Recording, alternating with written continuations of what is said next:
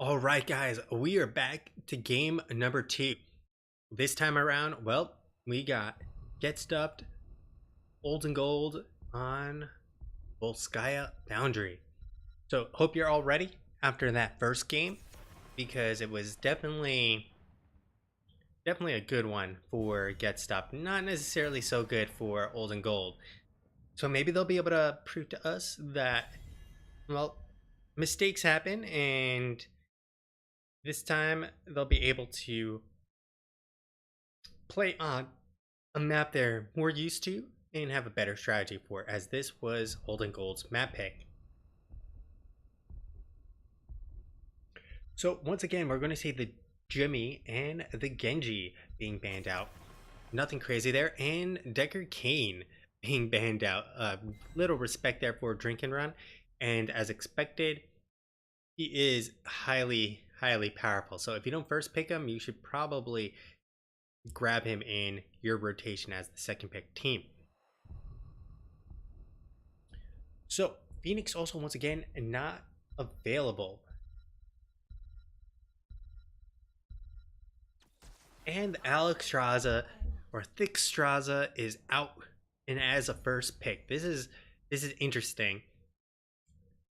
It is one of her better maps as you fight for control of a point. The enemy team has to back off when you're fighting for it, or if they don't, well, you're fighting into Alex Straza's advantage. And we're going to get the Blaze and Muradin. Very quick pickups on the tanks, which is going to, well, take a few off the table. And Urel is still widely available, but they're not going to need a Urel this time around because they're going to go with the Tassadar Tracer combo, old school combo that is pretty tried and proven. We'll see how well it works out. And especially when Murden and Blaze were picked up pretty much immediately, you don't have to worry about something like a Varian being the choice to just blow up the shield. Johanna will now be banned out, but that means Diablo is on the table, who is still considered a solid pick in general. And, well, there's a couple of good places for him to wallbang, not nearly as many on like a place like Tomb of the Spider Queen, but still plenty.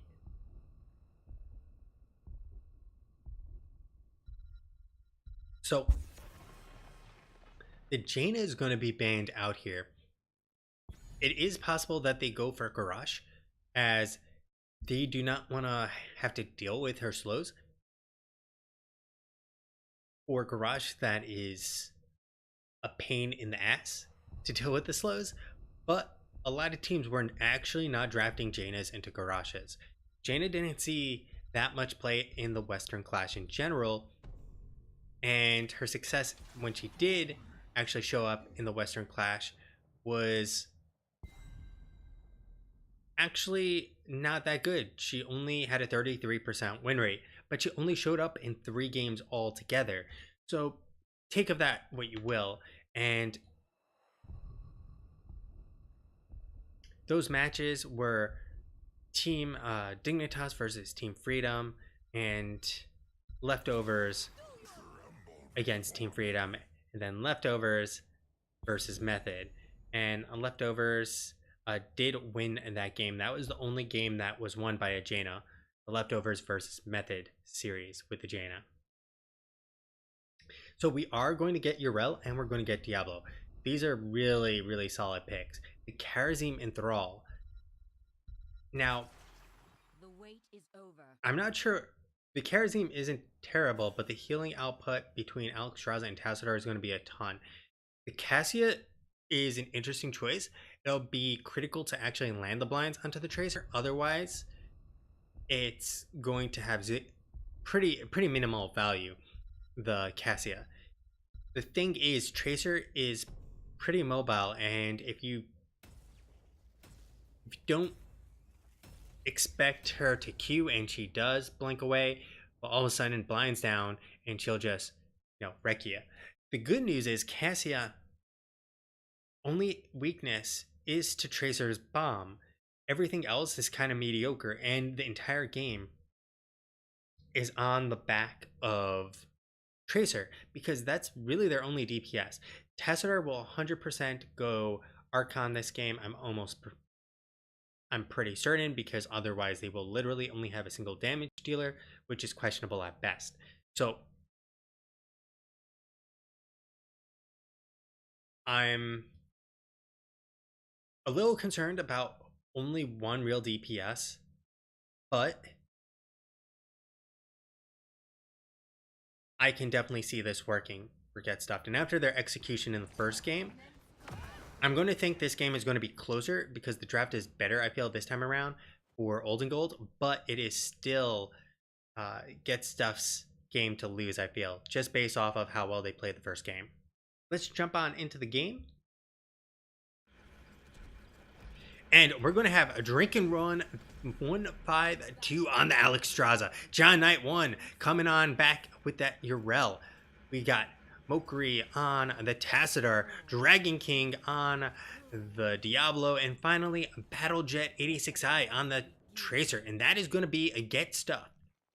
On the other side, we got Toma on the Cassia. We got Praetor on the Thrall, Negan on the Karazim, Huggernaut on the Blaze once again, and Ducey on the Muradin. And that is going to be Old and Gold. So taking a look here, we have Maraud's Insight. We are actually getting Soul Shield here. Interesting choice for Diablo. We also have Pulse Strike and finally Circle of Life. So there's not that much, but there is a decent amount. We are going to have the Perfect Storm, the Echo of the Elements, Iron Fist, Neural Stimpack, and finally Charged Strikes. Charged Strikes is kind of old school, and it's not a bad choice whatsoever, especially when you have a Tessiter you're trying to deal with. He can't shield everyone. The thing is that Thunder Strikes are generally the go-to for most people, I feel, especially when you want to be able to deal a lot of consistent damage. Charge Strikes, though, is going to be overall really good, because you don't need a skill shot to hit Tracer with it. You just turn on Charge Strikes and trade up on her. So good macro coming out from Get Stuffed as they pick up the first camp. But Battlejet going to be taking a bunch of damage here. The Q from Praetor is going to send the HP bar of Battlejet back down, but heal from Alexstrasza, and she's fine and dandy.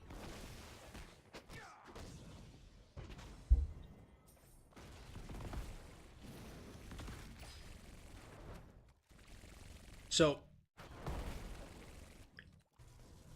rotations from both teams pretty solid. We have camps picked up by both teams. They're pretty much counter rotating, and as they counter rotate, they can do this all for free, which is really good for a Diablo, because you don't want to be fighting without souls. You can see he's only at 27 souls right now, and it's not exactly optimal.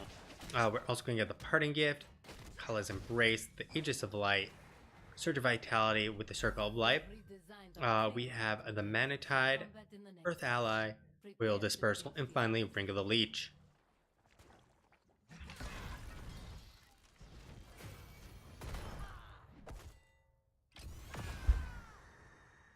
So Siege Camp's been picked up.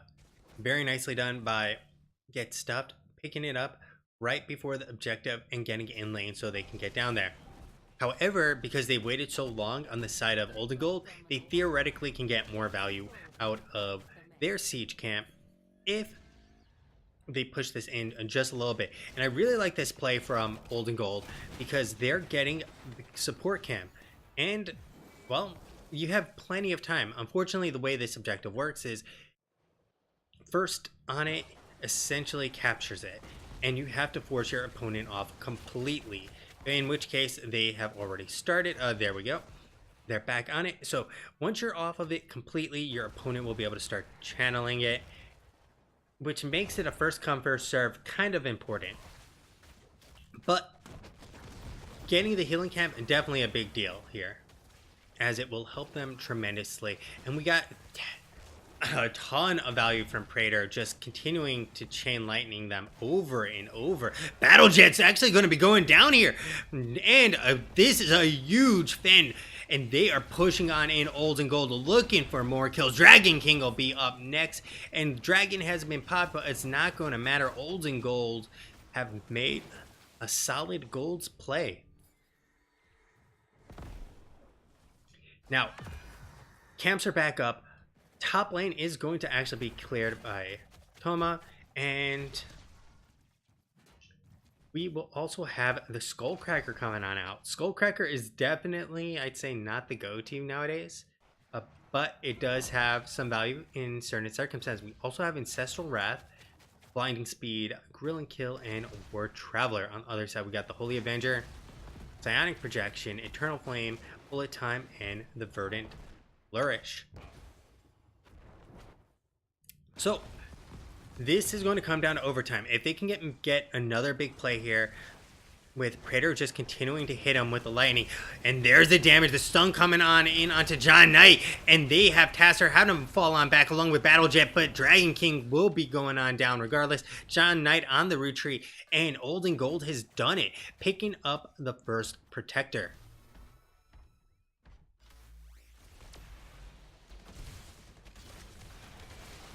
So, first Protector. What do you want to get out of this as much as possible without say?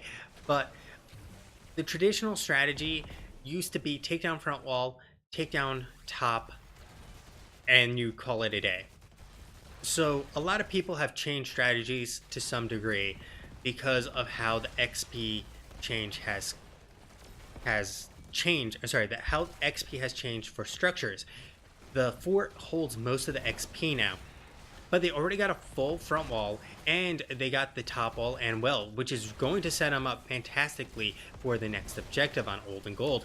If they take down this fort here as well, I don't know how they're going to actually do. And Tanzer have arrived, and this is going to be really hard for them to actually try and defend.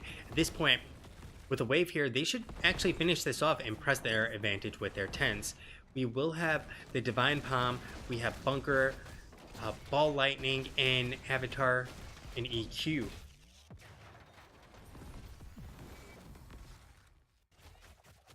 So they pick up another support camp, and this is really solid. That support camp really does help in a long drawn out fight. They can prep their siege camp for the next objective.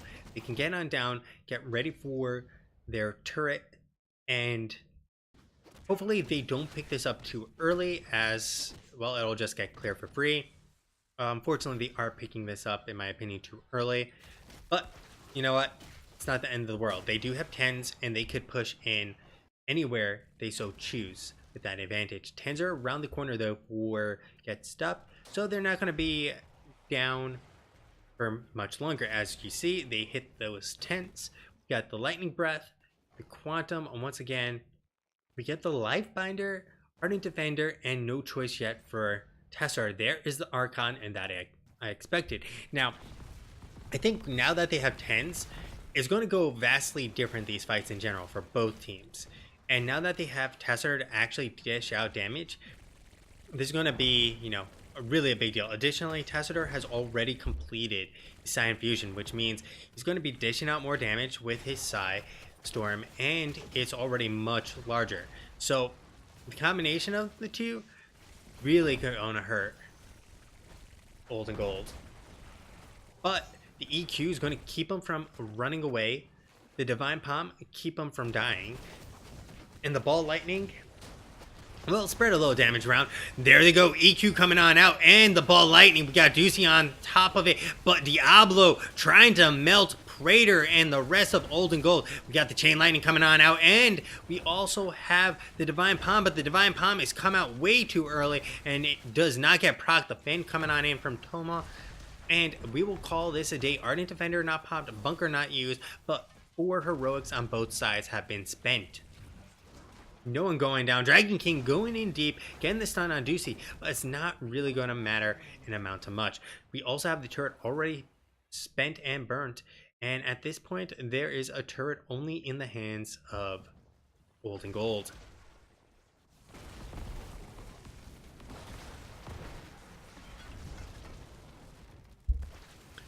13's picked up. This is going to be really hard for Get Stuff to deal with, but this is the best talent differential to actually try and deal with.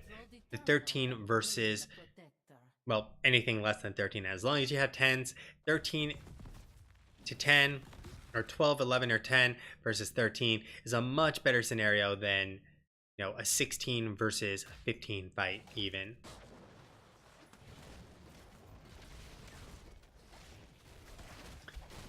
Old and Gold making some great rotations this game.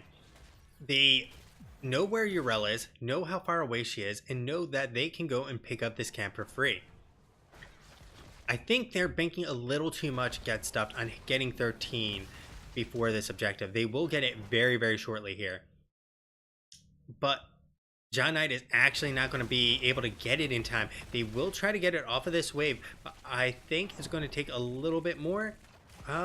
Yeah, it's a little bit more. They're going on in. Battlejet getting fists in the face from Negan. And there comes the EQ. Dragon King already down to half-life. The bomb is going to whiff completely. And the bunker is out. We got the Protector out, ready to go. Toma getting melted and will just barely survive. There goes Battlejet. Look for the kill on Toma, but will not be able to get any time as a Negan saves her. And with 2 members inside of the Protector, though, is already at roughly half life because of the combination of AoE DPS and the lightning breath that we saw, just melting it during that team fight. So once again, a lot of heroics used, and nothing to account for it other than a fight breaking out. We now have a lot of pressure, but this Protector's already half-life. The best that they're going to get is really just one more for it. But Negan coming on in with those Fists of Fury, not afraid of Battlejet whatsoever. And as this game scales, he's going to get scarier and scarier for Tracer. And we're going to see the blinding speed, and we have Quicksilver. Not necessarily the way of 100 fist build, a full fist build, but we'll see how and what he picks up at 16. Battlejet going to eat the Q of the Protector. They will be able to escape pretty much free now. Nice stun from Dragon King, but it is on Muradin, and the ball lightning's coming on now, and a huge stun comes from Blaze. Lightning Breath in tow now, trying to melt through Old and Gold, and the bomb, but a beautiful palm saving Toma, and they will walk away scot-free once again, Old and Gold. So Get Stuffed looking for these fights, not getting anything in them. And when they get nothing out of them, this becomes a nightmare scenario. Using a lot of heroics, not gaining any ground with them, and not getting any kills. Essentially means the only way you can get back is if someone does something stupid on Old and Gold, because you're not winning these team fights. So, Siege Camp is now available, and it's clear that the map pick is definitely a big factor here. The Kharazim being significantly more effective for the side of Old and Gold as well. And they now have all 5 members down here, and without Tassadar here, this is going to be a really awkward situation if someone gets caught out. They will not get caught out, and they'll be able to walk away scot-free. 16 versus 15 now. They should be able to get 16 before the next objective, but they need to avoid getting caught out in all circumstances, because if they get caught out pre-16, their hopes and dreams will be completely smashed like their jaws as Negan punches them in the face.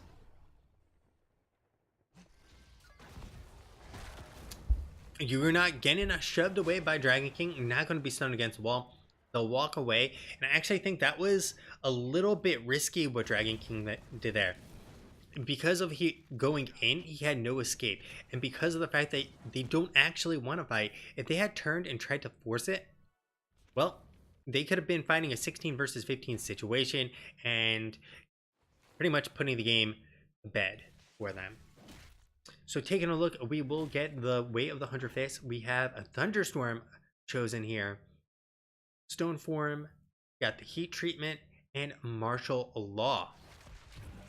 The attempt to invade coming on out, and 16s on the other side. We have the Holy Wrath, Psionic Echo, which is going to double his DPS output essentially. The Debilitating Flames, which is going to help him actually try to win these teams fights as not enough DPS comes out. And finally, Dragon King going on in. We'll pick up Praetor, but the Windwalk is good, and they are not going to be getting much out of that. Praetor, though, is going to be blown up by the bomb. The palm not coming out at all, and that is the first kill, but they are behind for John Knight. Will have to use his Ardent Defender, trying to survive this. John Knight, is he long for this world? Ducey trying to take him down. The blind coming on out. Toma using the Divine Palm a little too... Sorry, Negan using the palm a little too early there, and it's going to be a 1-for-nothing trade, exactly what they wanted.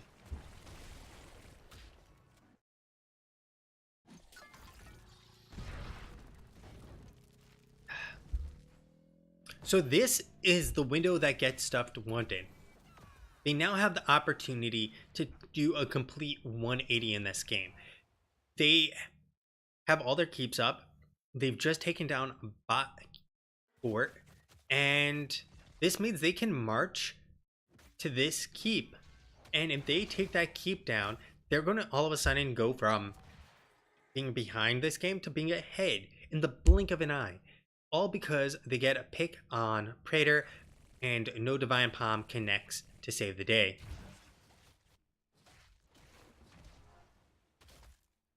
Now Praetor is back up. They do have another window of opportunity here to continue fighting. Juicy coming on in with that Stormbolt. Dragon King holding down the fort right now. It is his castle, and he is the king of it. Overtime has been reached. You are not going to be stunned up against the wall. We do have bunker available. Negan coming on to drink and run, and he is dishing out the damage, but Juggernaut having to drop the bunker to try and survive as this Toma, and Toma is really low. They do have Divine Palm ready to go. Ducey still in this, and John Knight is going to have back off as he does not have Ardent Defender available. And at this point, still no Archon, and they are going to back off completely old and gold and not risk losing the game completely here. Both of these teams are executing their team fight really well to stay alive. Now, Divine Pop did not come on out, unfortunately, which means that they couldn't essentially reset the fight. But now that Ardent Defender and Archon available and Lifebinder, this is not the situation you wanted to stay anyways. At this point, you just have to accept you lose because you burned all your heroics and got no kills. And at this point, when they have the Protector, Negan going to be going down in the meantime, though, just eating all the echoed storms. And in tow, we are going to have Dragon King. Ardent Defender going to be popped here now, and they are going to get Juggernaut. No, he's going to survive, and this is going to be a 1-for-nothing trade. As technically, Diablo loses his souls, but this is the ability to end the game right now. They have no support. With Praetor on the back, he's looking for Mokri. He should be able to shift on out, but we have the Protector on the core. Praetor trying his hardest to survive here, but he will be going down without any support, and that Negan kill that they got will secure the game for him. As well, 30% on the core and falling fast, and this is going to be GG with Get Stuffed remaining in the game, holding it down despite being behind for the large chunk of it, and finally getting some kills at crucial moments that, well, turn the game into theirs to take and win. So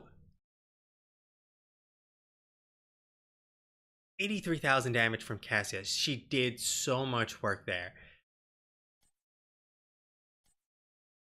We had 61k from Tassadar, 57 from Tracer, 50k from Thrall. I almost feel like if they had gone with the Crash Lightning at that point in the game, they would have been able to dish out significantly more damage in those team fights, and they would have won the game. Especially how this map works, where you're often not in a lane and you're pretty much guaranteed to have it bounce to one. one hero. Now,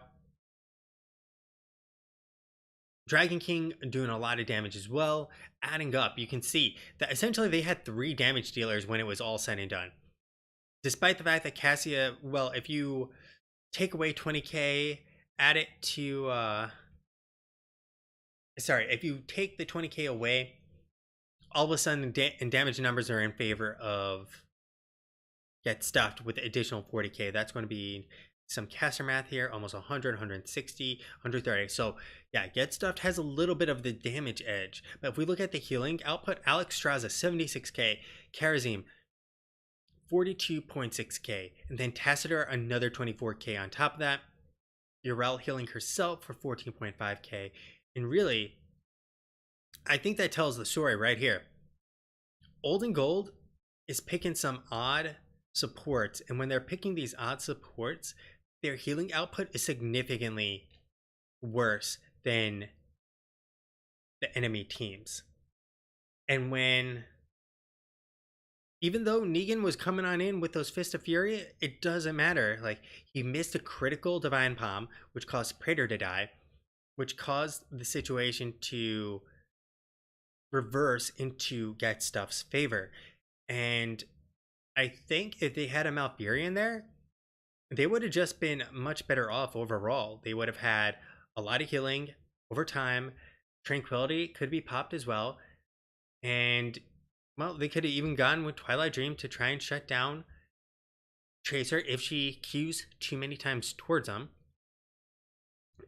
And I think that would have been the difference there for him. Divine Palm not getting enough value for him overall, it feels like. So that's the story of this game. Old and Gold, though, looking significantly better. And I gotta give it to them. They really showed that, well, first game was really a fluke. Second game, much more comfortable on, looked much better. And honestly, I'd have to say Get Stuff got a little lucky there. Like I said, Negan missing a critical Divine Palm onto Praetor and really caused the game to reverse at that moment. So congratulations to Get Stuffed, and we'll see if we can get a quick interview in. I believe I have time, but let me double check the next match time. Next match time is 8:30, so I do have some time, so sit on tight while I try to get him in.